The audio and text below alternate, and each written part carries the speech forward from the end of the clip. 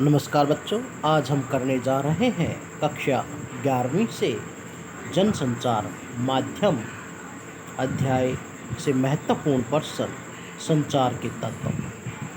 संचार एक सामान्य प्रक्रिया है जो निम्नलिखित चरणों से घटित होती है।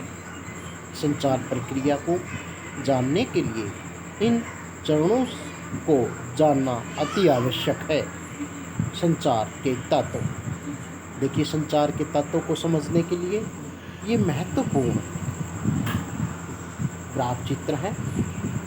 संचार के तत्व ये मुख्य संचार के तत्व हैं। स्रोत या संचारक।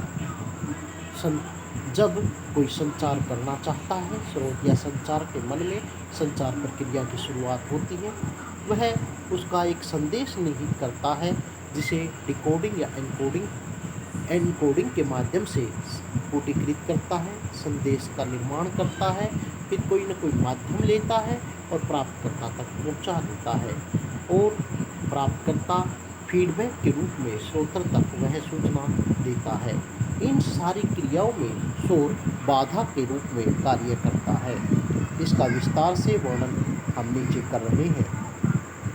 सबसे पहले है संचारक या स्रोत। स्रोत या संचारक के माध्यम से संचार प्रक्रिया आरंभ होती है।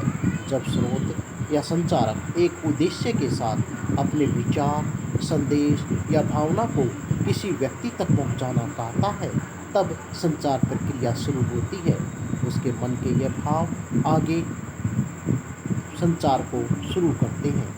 दूसरा है कूटीकृत या एनकोडिंग। यह संचार प्रक्रिया का दूसरा चरण है। सफल संचार के लिए यह जरूरी है कि आप जिसे संचार करना चाहते हैं वह उस भाषा का जानकार हो जिससे आप उसे कुछ कहना चाहते हैं।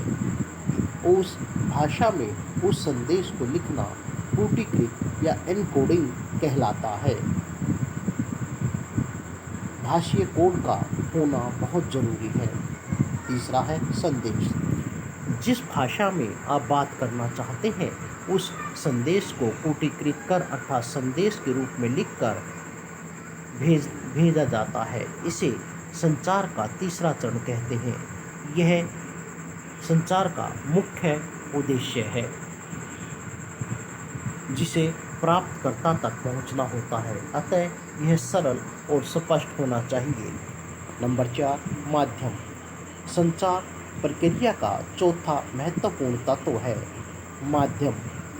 संचारक संचार करने से पहले यह तय करता है कि वह अपनी संचार प्रक्रिया को किस प्रकार से आगे बढ़ाएगा, उसके लिए किस माध्यम का उपयोग करेगा।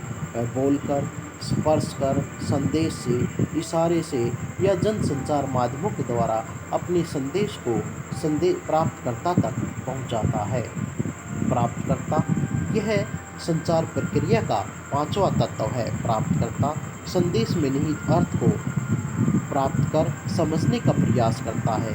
इसे डिकोडिंग कहते हैं। यह एनकोडिंग का एकदम उल्टा रूप है। Number 6 feedback. यह संचार प्रक्रिया का छठा चरण है। संदेश प्राप्तकर्ता के बाद वह प्रक्रिया करता है, वह उसका कुछ उत्तर देता है जिसे फीडबैक कहते हैं। इसके बाद शोर को भी संचार प्रक्रिया का एक तत्व माना जाता है। यह संचार प्रक्रिया में बाधा का कार्य करता है। यह संचार प्रक्रिया में अपने अस्तित्व में बाधा पहुंचाने का कार्य करता है और उसे कहीं न कहीं रोकने का प्रयास भी करता है। धन्यवाद।